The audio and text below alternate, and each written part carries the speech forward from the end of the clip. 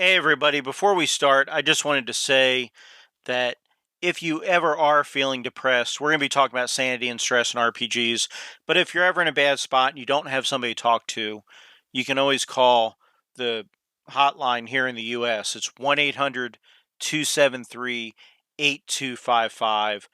And then here in a few months, there's going to be a national number, 988, in the U.S., and that 988 number it'll be like 911 for mental health. So that's something that's really good. It's coming up, but that won't go live till I think June or July of 2022. That's going to go live in the US. So if it's not July yet, don't dial 988, dial 1-800-273-8255, and that number is also on our show notes. Okay, let's get on with the show. Most unlikely of villains, schools of pain and for pause. Does it talk? Does it know how? Does it bottle? Does it meow? In the lair of the cerebral bore, has shown so much more. Release your brains at the door.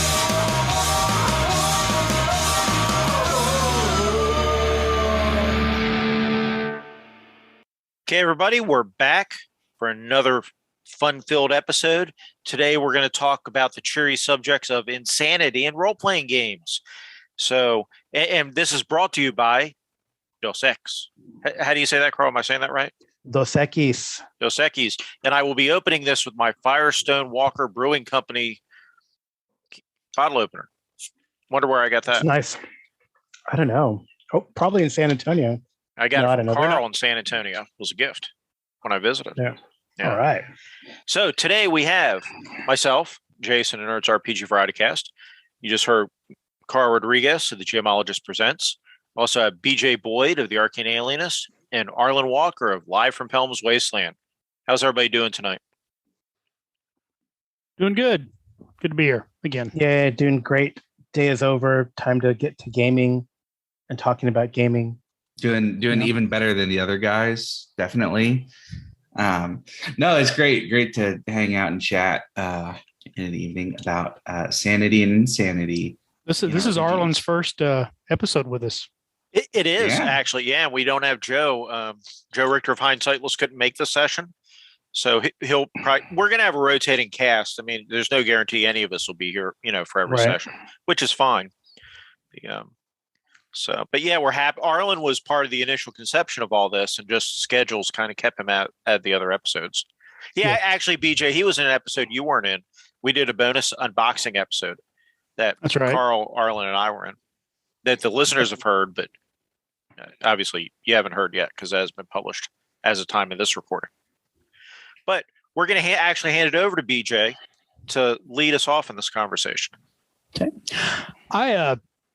I just wanted to, if we're going to talk about sanity and madness in role-playing games, I just felt obligated as a mental health professional to to do my duty to the public to say, I think it's important, first of all, to differentiate between the reality of mental illness and madness and insanity as they get used in genre tropes, particularly fantasy and horror, that kind of inform the way they get put into use in role-playing games.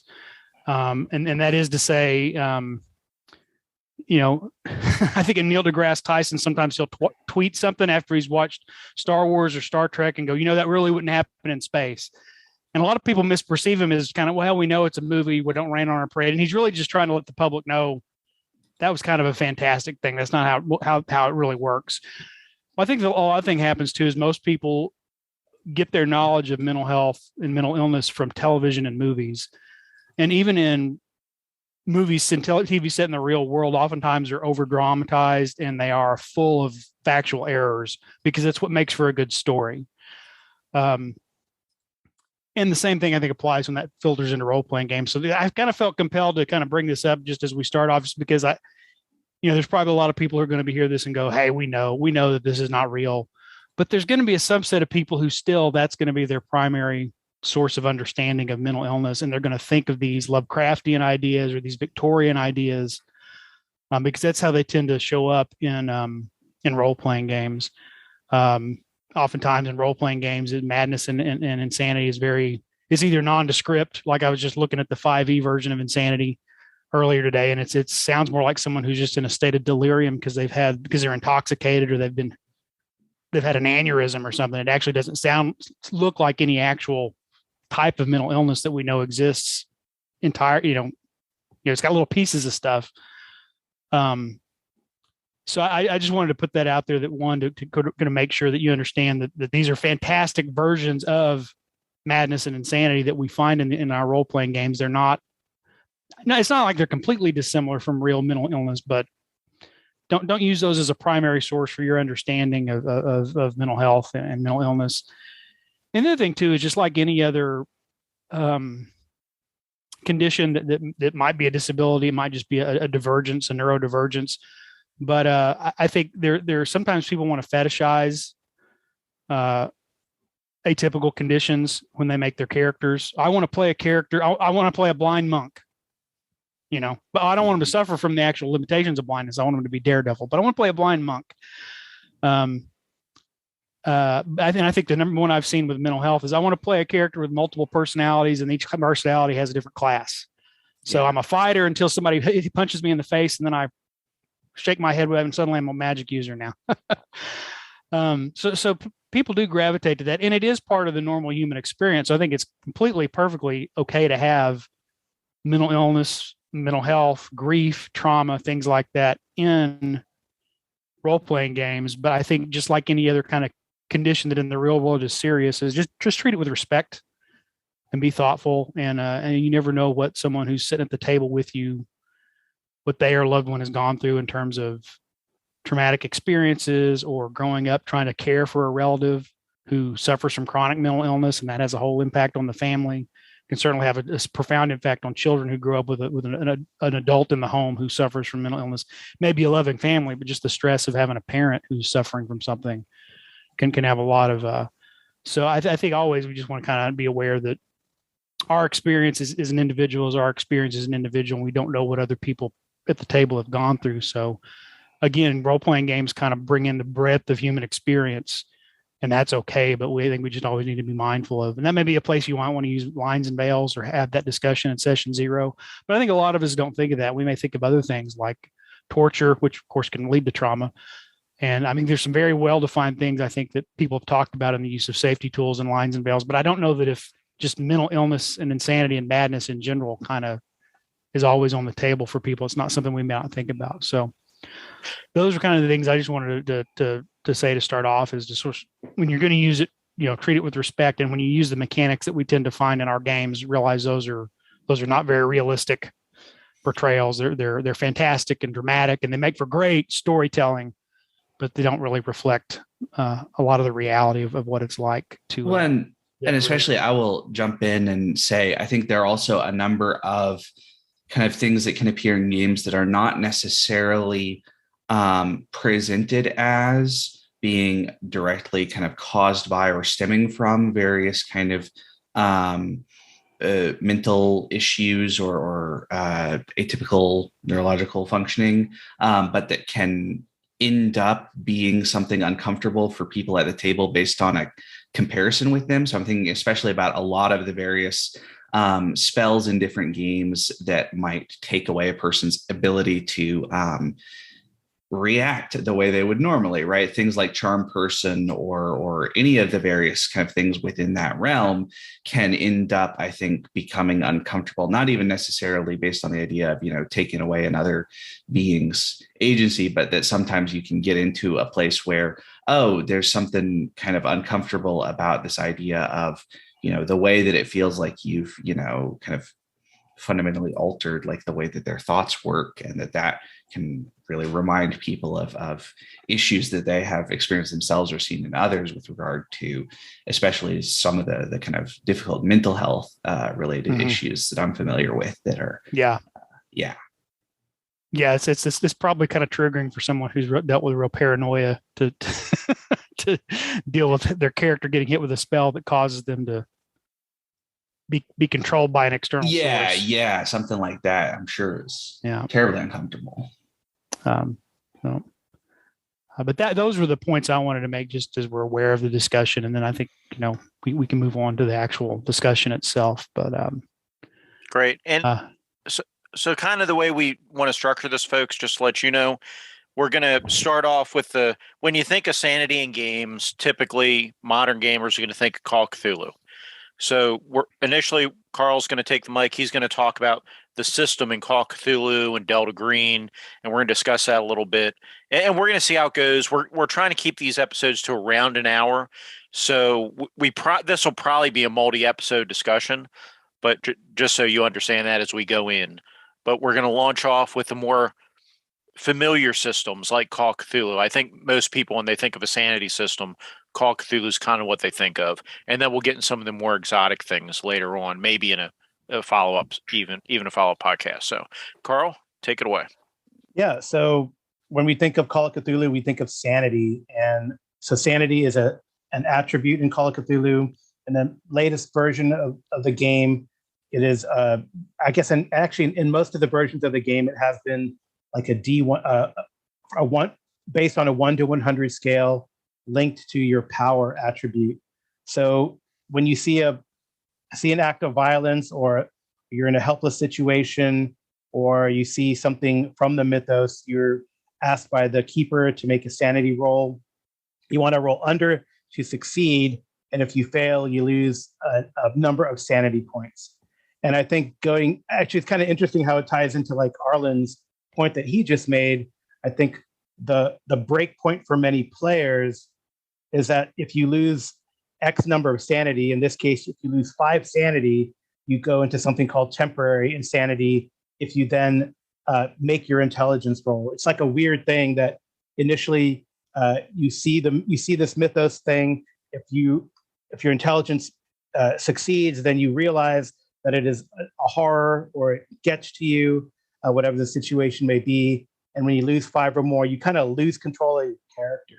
And there is a table that you roll on, and something happens where you can either pass out or go into a bout of madness or run away, etc. And that's where you can lose control of the ability of your character to act. It's even more insidious if you lose a certain amount of sanity, 1/5 or more of your sanity. If you lose that in one quote unquote game day, you become indefinitely insane, and no longer do you get that sort of buffer of failing your intelligence.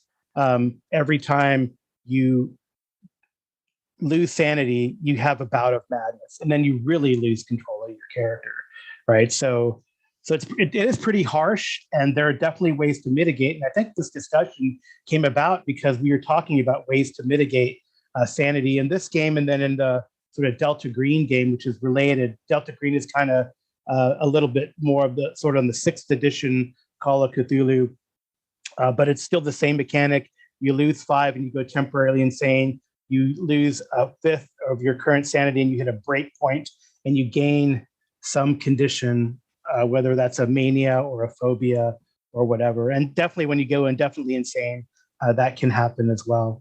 And we talked about the mitigation of it using bonds in Delta Green, and then you can use significant possessions or connections in Call of Cthulhu to deal with it. But it does go to that, what interestingly Arlen alluded to, and maybe that's why we were talking about it, is because you do lose control of your character during that time.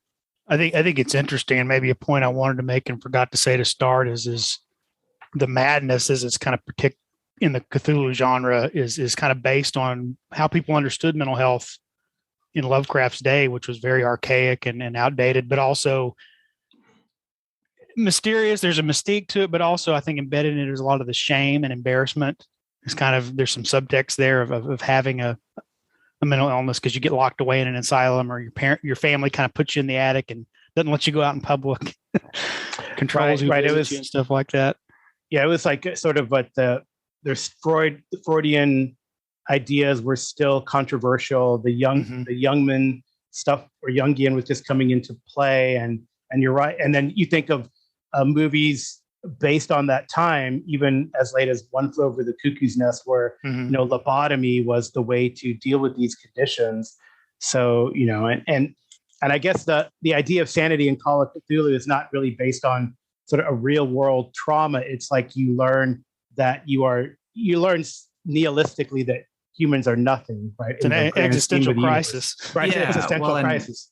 Although I think that's kind of an interesting thing that I wanted to make a point about calling it sanity, that to me, one of the things that is really central to kind of Lovecraft's concept of horror has to do with the idea of untenable truths, essentially, right? That part of the point of this sort of Lovecraftian thing is that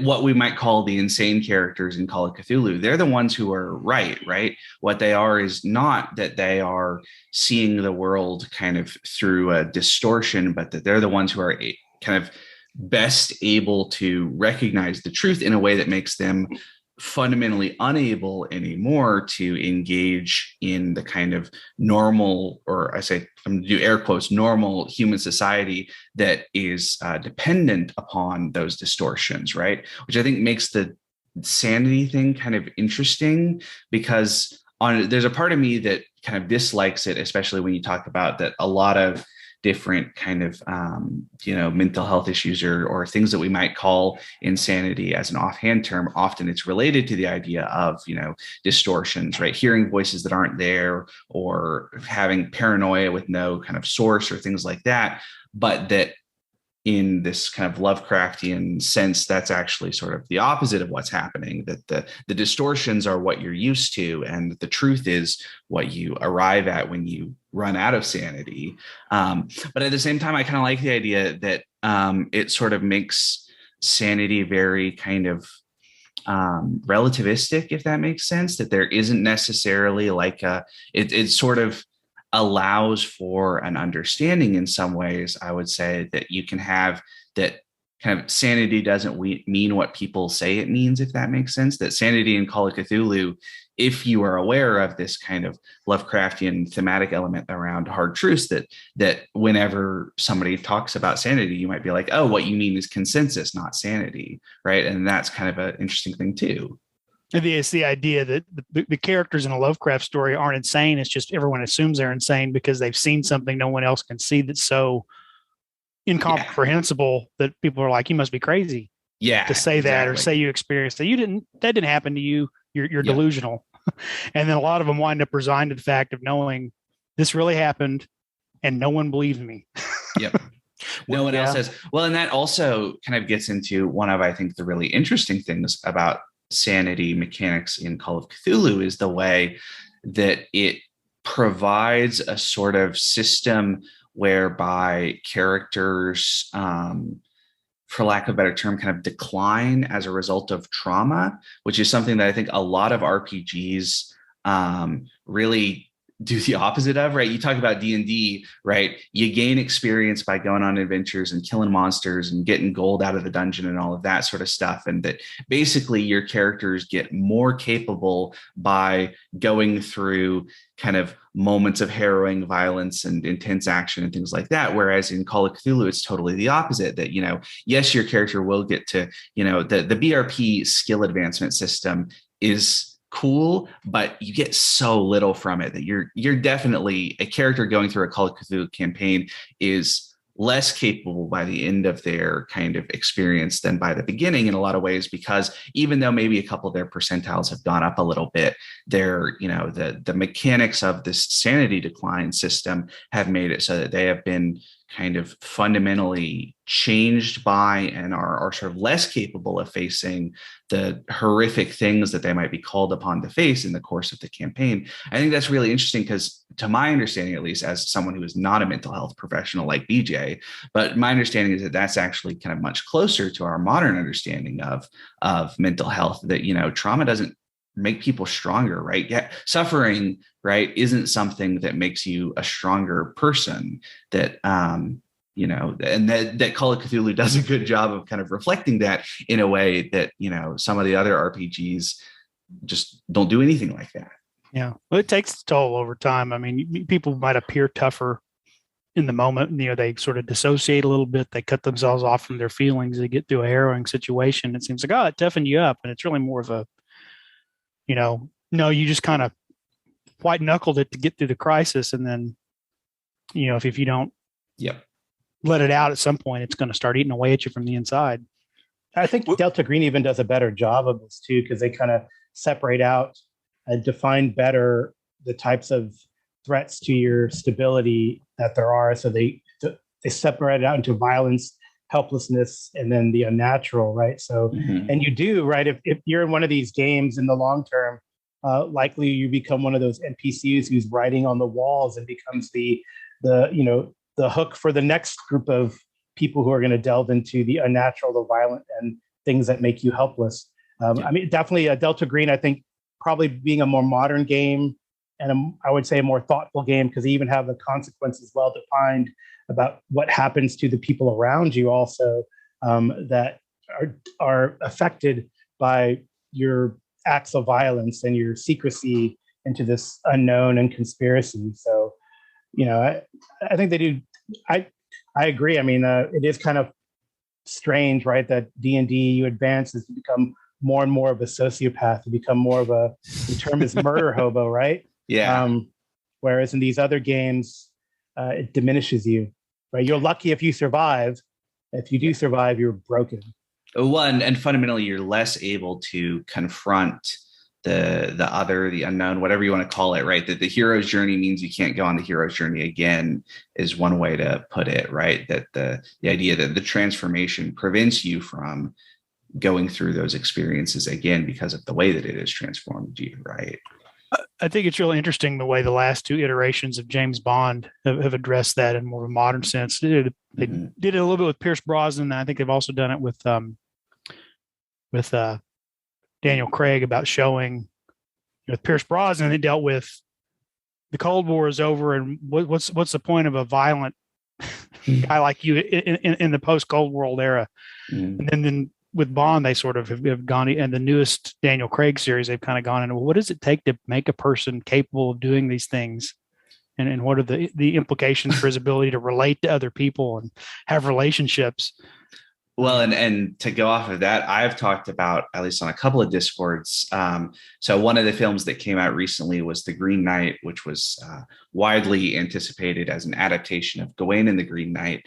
And that I'm not going to talk as much about that movie in particular, but that one of my comments on seeing it was that I thought that Daniel Craig in Casino Royale is a better Gawain in the Green Knight story than Gawain in the Green Knight movie, because he goes through essentially a very similar journey. That he starts off thinking, oh, I'm the badass who has been transformed through acts of violence, all that sort of stuff. And then he gets to the end, and the Green Knight, the poem is very much about this idea that Gawain comes back and has been transformed in a way that he is fundamentally unable to explain and let anybody understand, right? He comes back with this belt, and King Arthur says, awesome, we're going to create an order of knighthood dedicated to you because you're so cool, and we're going to call it the Order of the Garter. And Gawain's like, yeah, that's not really what this was about. And all the knights are like, hey man, it's cool, we're going to have a bunch of new knights and they're all going to be like you, and that's going to be great. And Gawain's like, guys, that's really not,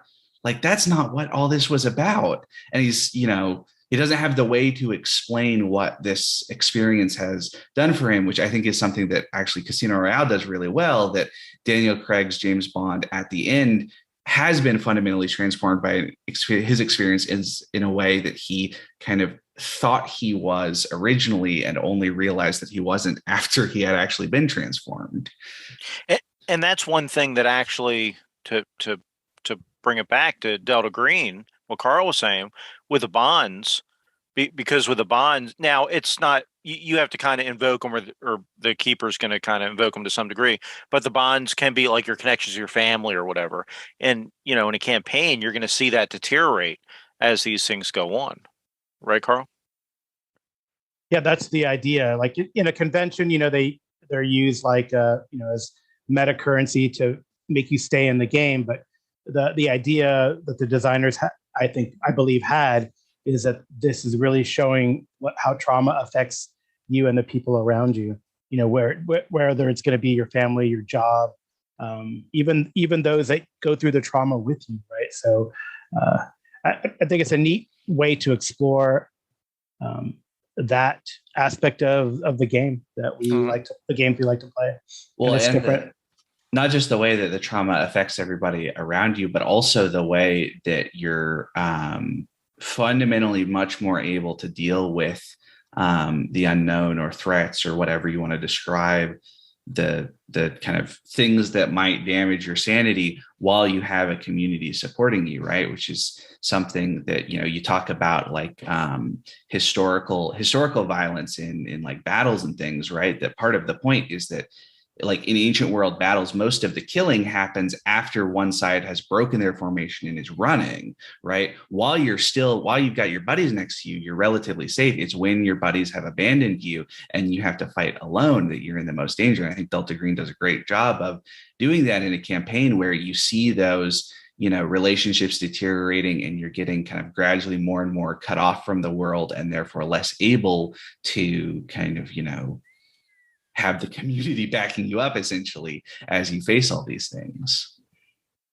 That's an interesting reflection of, you know, I started off talking about how we get way off from the reality of stuff, but there is some truth in these mechanics. And I think that's an interesting one because probably a sense of connection to other people is probably one of the best buffers against actual, I don't know if that, it can prevent mental illness from developing, but for people who are suffering from mental stress, connections to other people also is a key element of sort of recovering and overcoming it.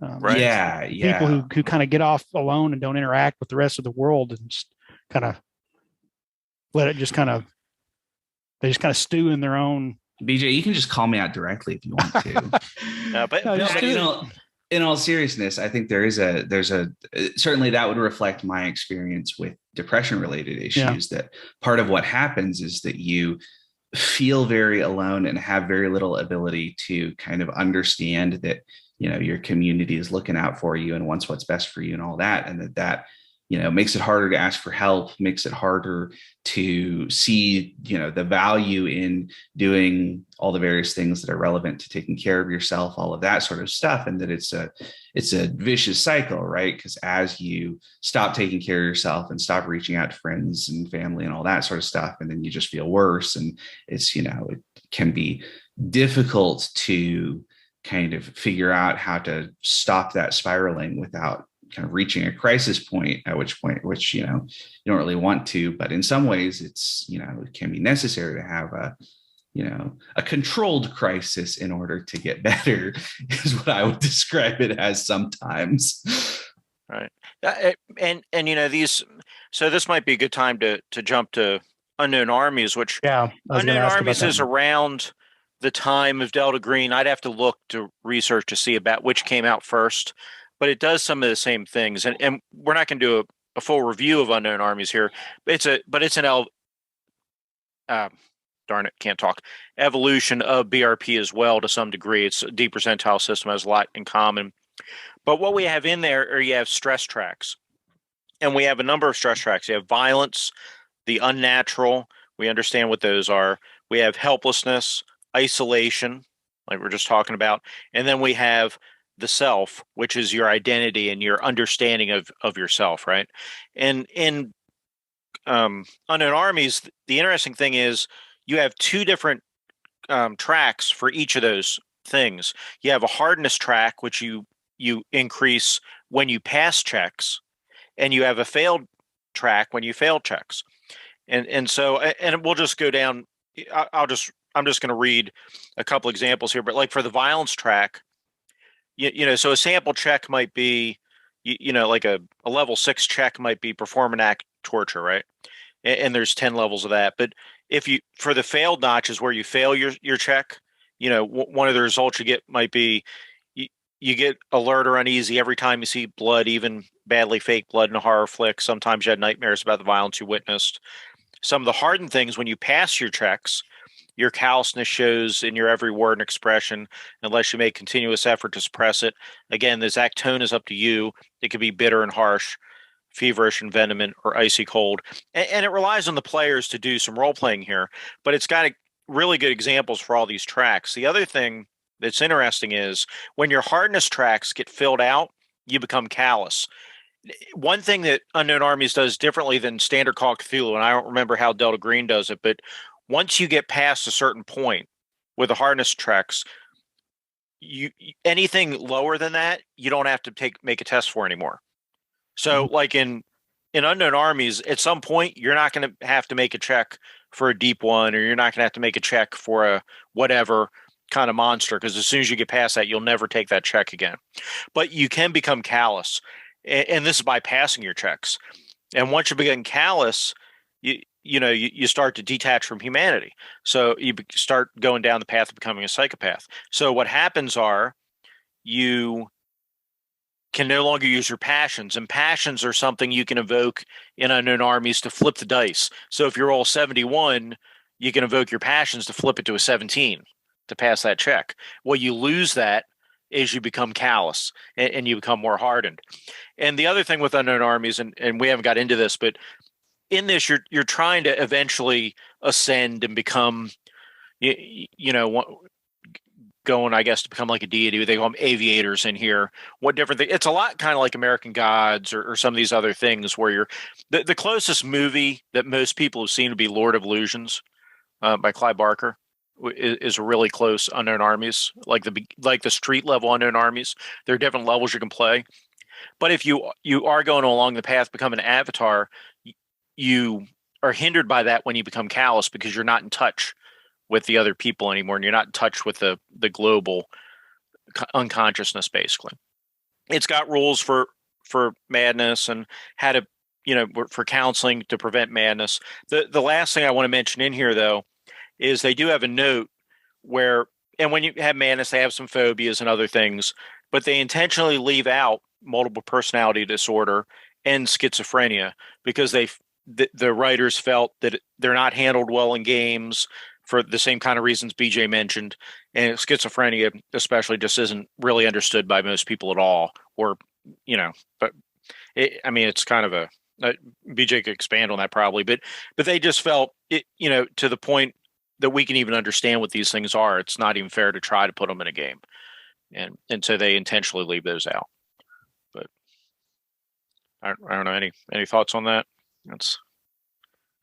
I think it's really interesting. I mean, right. I think that those are intentions by the designers to really show the shortcomings in Call of Cthulhu, for example, of the understanding back in the 1920s and 30s. I mean, I don't know. I haven't looked at if there's any modern. I know there used to be a modern and a previous, like an actual modern separate book in previous Call of Cthulhu's, but I don't. Yeah, there's really Cthulhu now. Yeah, there was Cthulhu now in the. But I think that was also made in the. Yeah, but I think that was our understanding of mental health and this idea has really been grown exponentially in the last 20 years, I would say. So that's why a game like Delta Green or Unknown Armies, where they have the designers really probably have life experiences like this and try to take a really deep and conscientiously empathetic understanding towards these concepts. I think it's a great stride for the game, and it really, it's all the advances that we've had in games, not just with these types of sanity and mental health, but other things as well. I think it's kind of cool. Right. And it's a positive step. Unlike, like Palladium back in the day, they got a hold of maybe the DSM-3. I don't know. But, so in their insanity thing, you had like sexual deviancies, and you could like change your sexual orientation depending on what you rolled on the insanity table. And crazy. And that was like in the 80s. And I don't think the DSM-4 had that. So maybe they got DSM-3 or something. But they had the right terms and things from one of the actual manuals, but they got a manual that was so old, and they didn't, by not having the experience, by putting in the game, it just made it bad. And eventually Palladium did pull some of those things out of their tables, but that, was a poor implementation of trying to update some of the stuff, right? Where I think these other games are doing it better. Go ahead, BJ. Sorry. That's interesting. I was going to say you can take the current edition of the DSM and you can find a large number of detractors who will argue over whether some of the things that are in there now should even be in there. Right. Yeah. Or things that they left out that should be.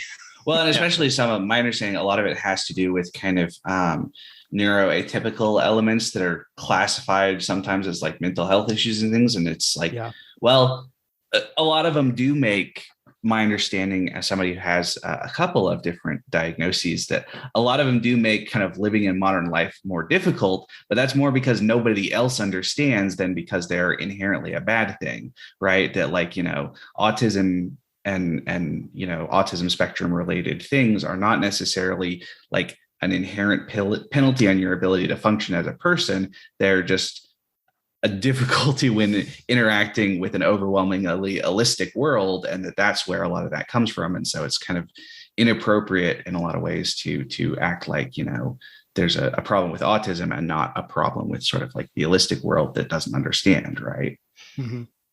Yeah. So then I have another question. We're talking about Call of Cthulhu, Unknown Armies, games that touch on horror. I mean, there's probably a host of other horror games, right, that we could talk about, but what about in like fantasy games? Is that necessary, or do we care? I mean, do we want that type of mechanic in our fantasy games to make it more realistic, or do you want to keep our fantasy games, I guess, free from that because it is a fantasy?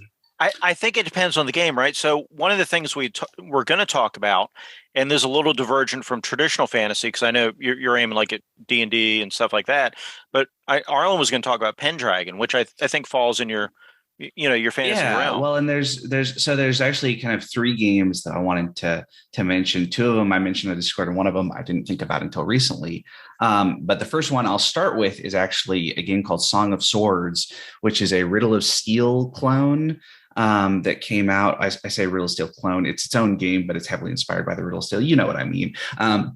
Came out in PDF relatively recently, had a big Kickstarter that has had some issues with fulfillment stuff. So just to say, do your own research before you necessarily go buy the PDF right away. But one of the things that they include is that one of the characters' core attributes is called grit. And grit is basically a representation of how kind of jaded and detached a person is based on their experiences. So grit, you don't ever roll to like save versus gaining more grit or anything like that. The game master just says, hey, you've done something that is, horribly violent or represents your detachment. So you're going to go up to a higher level of grit. But grit actually has a mechanical purpose, which is that it allows you to ignore the pain penalties related to getting wounded in combat, which is kind of a really odd thing because there's also, it's a little underdeveloped, I think, in the core book. So I hope they expand on it in a later book. But I think there's also meant to be a significant kind of role-playing element as well, that like you can just see, the 1,000-yard stare of someone who has 6 grit versus the, buoyant enthusiasm of somebody who has 1 grit, and that there's a real, people don't want to interact with you if they know you're a stone cold killer and that sort of stuff. But that it is kind of odd that the mechanical benefit of basically PTSD allows you to be, okay, well, I got stabbed, but I'm still okay because I'm going to finish this guy off before I, bleed to death type thing. But the other two games that I was going to talk about, one of them is Pendragon, and many of the different versions of Pendragon have some very similar rules here. Paladin also has similar rules. I think they're changing them a little bit for 6th edition, which is to say, my understanding is that they're talking about taking a very similar kind of mechanical thing and changing some of the timing of it in particular. So in Pendragon, one of the things that is very relevant is the passions. So characters have passions, which are basically things that they care about, and not just that they care about, but that they're like, things you're ready to die for, basically, is your passions. And they're on a rating, and it's a numerical rating, much like your skills or your traits. And so you roll a d20 against your passion rating to call upon it in a situation where it's relevant. And if you succeed, you get a pretty significant bonus to whatever you're trying to do, sometimes for one action, sometimes for a whole scene. It's got some leeway depending on the particular version of Pendragon and kind of the game master's expectations. But the idea being that this is, to represent somebody kind of digging down deep and put in a little extra oomph into something that they really care about, and is really designed in particular to fit the inspirational literature, right? That these knights who have these kind of grand passions and larger than life personalities will be able to accomplish these kind of remarkable feats on the basis of doing something, for something that they care about, right? So you can have passions of like love for a lover or a spouse. You can have passions of things like honor, passions of things like loyalty to like a particular lord. Sometimes you can even have passions of like ideals or kind of religious beliefs, things like that. But one of the things, so the way die rolling in Pendragon works is it's a roll under, but the price is right system. So you want to roll basically as high as you can and still under the number that is relevant. In most versions of Pendragon, it's a little different in some of them, but in most of them, you're trying to roll. If you got like an 11 for a skill, you want to roll an 11 or less. So if you roll more than an 11, you fail it. If you roll a 20, that's a critical failure or a fumble, depending on the terminology of the game. In Pendragon 5.2, when you critical fail a passion roll, you have a Bout of Madness. And a Bout of Madness is something that appears in the inspirational literature a number of times. And specifically in Pendragon, what it is your character is totally out of the player's control. The game master gets to decide what they do. And the character is almost certainly going to either go into an absolute fit of rage and attack everything around them, or they're going to run off in whatever direction is most convenient and be sort of totally divorced from civilization for a while, and maybe sometimes a combination of both. Which is a thing that definitely happens in the Arthurian romances, right? The characters, I think it's Yvain, Knight of the Lion, where about the whole second half of the story involves Yvain kind of out in the woods after this bout of madness, just kind of trying to figure out what all's going on and what he has done while he was not in control of himself, essentially. In the current version of the game, it can last for a long time. Like you can talk about losing a character for months or even years based on having a bout of madness, which is, that 20 is 5% of all rolls on the D20. So that's a pretty serious in game. I think it does a great job of creating this sense of, the inherent drama of a passion roll, right? That every passion roll is going to create a lot of drama because it's, you might have a bout of madness, you might get a huge boost to your skills. Who knows what's going to happen, but it's going to be wild. But at the same time, you can see how, if you were early on in an adventure and then rolled a 20 on your passion and, the game master says, okay, hand over your character sheet. You need to play your younger brother for the next, 3 months of game time while your main character goes off wandering through the woods. You can see how that would get a little annoying to certain players. So I think that for 6th edition, they're talking about significantly reducing the amount of time that you spend in this kind of maddened state, for lack of a better term, down to like roll a d6 number of days sort of thing, so that potentially your buddies could ride after you and keep up with you and bring you back to civilization, as opposed to being out in the woods for months and months. But it is really, I think it's a really interesting, and part of what's interesting is that it represents a really particular understanding of kind of mental health issues from a historical period that we don't have a lot of. Right. You talk about the way that Call of Cthulhu represents kind of Lovecraft and the 1920s version of mental health. Well, this is also sort of obviously it's not Lovecraft and the 1920s, but it's also sort of a sense of what mental health meant to a particular culture in a particular period, right? The kind of 12th to 15th century Western European audience that would have been familiar with and recognized this concept. And so I think that's really interesting.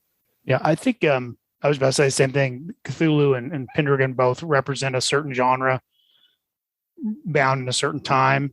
And I think that's probably when you ask the question, do we want to include this in a fantasy game? I think it probably depends on what fantasy genre you want to emulate. If you want to emulate a Conan kind of sword and sorcery, probably not, because your characters are supposed to be, or probably at least very different, right? That you would have it be, you might have kind of like things like bouts of madness or lack of control or something, but they wouldn't have any like lasting effects probably, right? That Conan doesn't ever seem like, even in the the comics, like he doesn't even have like scars all over his body, and you're like, what the hell? How can this dude who always gets into sword fights be dressed in a loincloth and not have like a single scar on his chest? But the same sort of thing that I think in the story is Robert E. Howard is not super interested in the idea of Conan having kind of like debilitating, lasting effects from these nasty experiences. Or an interesting mechanic for Conan would be, the worse it is, the more you got to spend some time carousing so that you don't build up that gold. So you have to go out and continue to be that would be definitely a way that you could handle something like that. Right. And that goes back to the whole like, go ahead. Hyperborea does have like a madness table, right? So I don't know. Yeah, I guess it just depends. And actually while Conan seemed to be the ideal overcome everything for Robert Howard, he definitely has some stories where there are some of his heroes are extremely flawed and, have severe issues, mentally, physically, that they have to overcome. So it wasn't like he was, No, I think that's totally true, that there are definitely Howardian heroes who have more significant kind of penalties than Conan does on the basis of physical or mental issues, and who take some kind of more long-term effects from some of their things, right? That some of them I think of, especially like Bron MacMorn and Cull, seem to me to have some pretty significant kind of ramifications from some of their adventures in terms of their, like, not so much their physical health, but their kind of mental health is sort of on the line a couple times. Well, he describes Conan as having mighty mirth and mighty melancholy. So right. Yeah, I was going to say that. Get the sense he might be a little manic depressive. Well, he probably does have. I think it's fair to say that Howard had some of that and put a lot of that in Conan. Sure. But that at the same time, he doesn't have any of the kind of like long-term trauma-related issues, right? That Conan doesn't seem to have any issue with getting out of these dangerous situations by basically the skin of his teeth, and sometimes doing some pretty horrific things that we know that in the real world, right, Conan by about age 30 should have crippling PTSD that makes it almost impossible for him to function in Aquilonia, right? So probably arthritis and arthritis and all sorts of, and he should have all sorts of scars when he is down to his loincloth because he's gotten cut up all the time and all that sort of, you know what I mean? Mm-hmm. Yeah. So I think it depends on the genre you want to emulate. And I think a lot of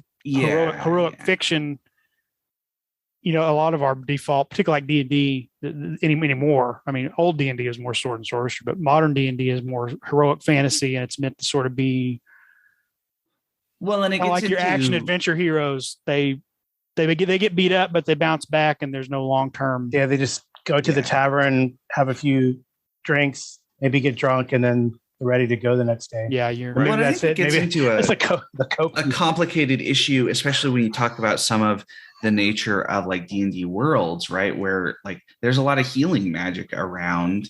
How does that interact? It seems pretty obvious how that interacts with physical issues, but how does that interact with mental issues, right? Can you like cast a cure minor PTSD on somebody who's having trouble getting over their stuff? And isn't that also sort of like, I'm sorry, Jason, but I'm going to say, isn't that sort of fucked up, right? That you could just like cast a spell and be like, hey, your brain's better, right? I would say almost for an adventurer, I get run through by a spear, but I know that the cleric's going to patch me up in about 15 seconds. Yeah. That is inherently not as traumatic as it would be for one of us in the real world going, I'm going to die. Well, but I mean, also just like for peasants, right? The peasants get their town raided by a whole bunch of orcs and goblins, and they put all their life savings into hiring some adventurers. But like, do none of them like realize that they live in an inherently very dangerous world, and that they should, maybe spend a couple days training with spears to make sure this doesn't happen again type thing? There's a lot of that I see in various forms of D&D. But I will say that I think there is another really good example to pull from if you want to do things like this, which is Tolkien's works and The One Ring as a game that is inspired by Tolkien's works. I think that Tolkien has a really wonderfully accurate might not be the right word perhaps empathetic is a better word, wonderfully empathetic understanding of various mental health related issues, especially trauma related issues. And I suspect that has something to do with his experiences in life, right? Even in the beginning, in the opening, his foreword to the Lord of the Rings, he talks about how, you know, by the time he was 18, basically all of his friends had been killed in the First World War, and, you know, what that does to a person. But that in the literature, there's, I think, a really excellent way that Shadow and in the One Ring games, Shadow is something that is kind of complicated because it does have a kind of good and evil quality, but it also really has an inherent kind of traumatic quality to it too. That there is, Tolkien is sort of, to me, it seems, getting at this idea that, you know, it's kind of in a Platonic sense, it's bad for you to do bad things, essentially, right? Because, you know, you talk about, or I guess I said Platonic sense when I mean sort of a Socratic sense, right? But Socrates is very clear that he says, you know, it's worse for the Athenians to have sentenced me to death than for me to commit suicide because they have said this, because they're doing a bad thing and I'm not, and that's worse for them, even though I'm going to die. Right. And then that's a kind of a difficult position to, obviously that's a very difficult position to be in as a real person, but that's a important kind of philosophical position. And I think the One Ring really captures Tolkien's philosophical position that shadow is something that happens both kind of externally and internally, but it is fundamentally something that cannot be avoided by heroes, right? That they are going to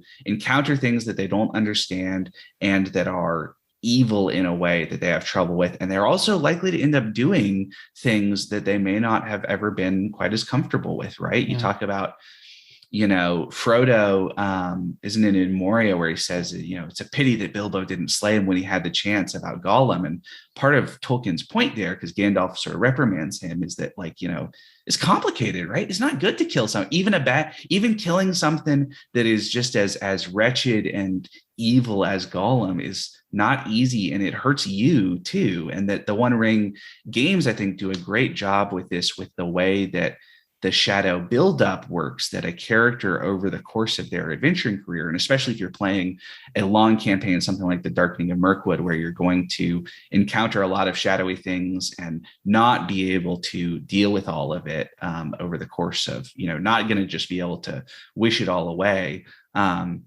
Characters are going to mentally have suffering based on their trauma, right? They're going to have, and their character is going to change as a result of this, right? That the things that they have been through are going to harden them, and not necessarily in a way that is for their betterment, right? And that's part of Tolkien's point, is that, you know, if we got a choice, we would all want to live like hobbits, but we need some people to be the Dunedain Rangers who are, you know, working with a pretty high shadow pool, because we need those people out there to deal with the, you know, absolute evil of Sauron and the Witch King of Angmar and all that sort of stuff. And I think the One Ring game handles that in a subtle and tasteful and clever way to get into this idea about kind of mental illness and especially, there's a somberness that pervades the Lord of the Rings. Yes, you sort of have the elf sense of our time here is done, and we need to leave. The deep sense of loss that is inherent to almost everything that happens. And I think it goes to the characters too. It's kind of easy to recognize in the world the way that, oh, we can't make like dope ass mithril weapons that glow when orcs are around anymore. But it also applies to all these characters that they have all, you know, you talk about, you know, someone like, even like Boromir, right? Boromir dies in Fellowship. Well, as he technically, it's kind of iffy in the book, but you know what I mean? The passing of Boromir is actually chapter 1 of Two Towers. But anyway, the point being that you look at kind of the stuff about Boromir or Isildur. Isildur is a great example, because Isildur does all this great stuff kind of earlier on in the history, and is basically only remembered in the time of the Lord of the Rings as the dude who couldn't just end it all by tossing the ring into Mount Doom and getting rid of it, even though, like, he literally saves like the tree of Numenor from Numenor and puts it on the boat when they flee the destruction of Numenor to kind of like save like the symbol of this entire civilization, right? That's like the same as Isildur, Elendil's son, who, and it's like the white tree of Gondor. That's like it, right? That Isildur is the one who takes that. But he's also, like a One Ring adventure, he is changed and marred over the course of his I think adventure. that's kind of what you see in not in every character, but certainly in some of the. Yeah, I particularly think of Frodo and Aragorn as kind of the two main protagonists of the Lord of the Rings. Is you see what makes them heroic is how they encounter shadow, and remain heroic. I mean, at the end, if it finally becomes too much for Frodo, but then Sam, I guess, is kind of the unsung hero of the story. There's an important point there about the way that Frodo's resilience doesn't take him all the way, but in the way that Delta Green heroes are dependent on their community when they can't succeed themselves, right? It's important that Frodo Sam pulls him back. Has had Sam there the whole time and is able to kind of, you might say that the player in One Ring terms, there's an actual Bout of Madness system, which is basically where you get too much shadow and you lose control of your character. And it's very much described in terms of like when Boromir tries to take the ring from Frodo at Amon Hen, that he is kind of, does this kind of thing that he totally regrets afterwards. And he's really, kind of doesn't understand where it came from in a lot of ways, but at the same time can't, right? He's been marred by this experience, right? And he arguably ends up kind of going to a kind of last stand, death moment because of his suffering at this moment. But that in the same way, you could put Frodo's experience in the same terms, that he has a sort of bout of madness with the ring at the cracks of doom, and then Sam is there to kind of save the day and step in and get the job done in some ways. Right. So I also think it's interesting that with the, like Gandalf doesn't want anybody messing with the Palantir. Yeah. Because it just, it's somewhat. Well, and partially because Sauron can see you and then he can hear what we're doing, but also you see what it does to Boromir's father. To Denethor. Well, and Denethor, there's a one last thing. I know we got to wrap up, Jason, so I'm going to let you wrap us up in a minute. But Denethor as a character, one of the things that I think Tolkien does a great job in the books of is the way that a character's strength defines their weakness. And Denethor is a great example of that in the movie, they don't do a great job with the character of Denethor. But part of the point in the book of Denethor is that Denethor is really intelligent and actually like a pretty great leader, but he is intelligent enough to recognize that there's just not very good odds for them, right? That they're going up against the war machine from Mordor and they're going to lose unless they get really lucky. And Denethor also doesn't know about some of the things that have been set in motion with the army of the dead and Aragorn bringing the forces from southern Gondor up the river, and then also the riders from Rohan, who the messenger has been killed on the way back to Gondor, so Denethor doesn't know about him. But part of the point is that Denethor has been manipulated by Sauron and the Palantir in some ways, but it also is really based on who he is, that his failure is based on his own strength, in the same way that like Boromir is the same way, right? Boromir is this kind of fantastic warrior and leader, and that's, he's, taken West Osgiliath back from Mordor for the first time in like hundreds of years and things like that. But that's what defines his weakness too, is that that's just his nature, that he's going to become this kind of tyrannical, power hungry leader who is, this kind of warmonger type if he gets the ring, because that's, your strength is also your weakness, which I think is something that a lot of, especially when you talk about kind of games and themes in literature and in gaming, that I think that's a really kind of interesting one that doesn't come across very well a lot of times, right? Very rarely do you have a character who says, no, I don't want the +3 sword because I'm worried that I might accidentally attack my friend with it. I'll just take the non-magical sword. That'll be fine for me, right? Right. So I'm going to hop in here. So agreed. And that's one of the geniuses of the One Ring, right? Because it brings some of that stuff into play as opposed to D&D. So when we pick up next time, folks, we're going to make you wait 2 weeks. When we pick up next time, we're going to talk about regular D&D and the idea. There are sanity rules in 5th edition D&D. They're in the back of the DM, not in the back, but we'll talk about that next session. So we're going to switch over to D&D, and then we'll probably touch on some other systems. Free League has some really interesting systems out there adjacent to Madness, right? So you have like Alien with the stress meter and things like that. So we'll probably dive into some of that stuff next time. We didn't mention, but related to Alien, Mothership has some really clever ways that horror is resolved. Yeah. And we'll hit all those other systems next time. So thank you guys. I really appreciate your taking part. And good to be here. Good to be here. Excellent. It's kind of interesting how everything fantasy always boils down to Tolkien. Mm-hmm. Well, Tolkien and Howard, right? Tolkien and Howard are kind of the two main, right? Yeah, I guess they are the two main traditions, right? That you have the pulpy heroic stuff and the kind of more literary, more medieval influenced kind of grand fantasy, and then you've got stuff that kind of takes from one or the other. But right, you talk about like the Brandon Sanderson stuff that people go crazy about nowadays. That is basically like Tolkien's scale, but with Howardian concepts in a lot of ways, because it's totally this kind of power fantasy, heroic ridiculousness. It just happens to be in a structure that is much closer to the kind of grand epic of Tolkien's vision than the kind of short stories of Howard's work. Right. Yeah. Okay, folks, we will.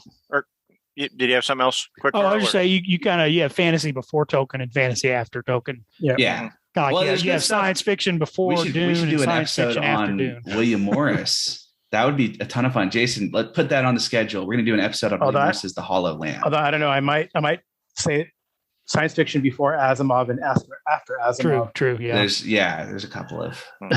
Well, so those will be topics for future days. Yeah. Thank you for joining us, folks, and we will talk to you in a couple weeks. A Nerd Central broadcast, Cerebral podcast. Let's savor all the flavors from the spinal tap straw. All stars and pods past, Cerebral podcast. You're counting down your last as you admire them all. The sound is blind, escaping your brain, what I mean is this machine's a fake, and from what I understand, don't look now, the Super is coming, and all that's left is the crying and the running. You can bring it, you can hide, you can bomb in any order, just another brain or people toss us running for the point, just a snap like a one caster, here and here. It's bread and butter, you can eat on a billion, and his customers never say it, doesn't say it in the flavor of the music creator.